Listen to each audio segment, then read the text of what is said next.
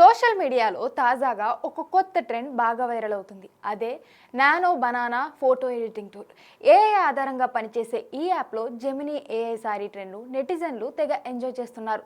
తమ ఫోటోను అప్లోడ్ చేసి కేవలం ప్రాంప్ట్ ఇస్తే చాలు, వెంటనే రెట్రో లుక్లో సారీ కట్టుకున్నట్లుగా కొత్త ఫోటో తయారవుతుంది. ఈ ట్రెండ్ని చూసి చాలామంది సరదాగా ఫోటోలు పోస్ట్ చేస్తుంటే కొందరికి మాత్రం ఇది అంతగా నచ్చట్లేదు. ఈ విషయంపై రతన్ టాటాకి అత్యంత సన్నిహితుడు, ప్రస్తుతం టాటా మోటార్స్లో జనరల్ మేనేజర్గా పనిచేస్తున్న శాంతను నాయుడు తన అభిప్రాయాన్ని సోషల్ మీడియాలో షేర్ చేశారు. ఆయన మాట్లాడుతూ, సగటు భారతీయ మహిళ కబోర్డ్లో కనీసం 15 రకాల చీరలు ఉంటాయి. అలాంటప్పుడు వాటిని వేసుకొని ఫోటోలు దిగకుండా ఏఐలో సారీ ట్రెండ్ వాడడం ఎందుకు అని ప్రశ్నించారు.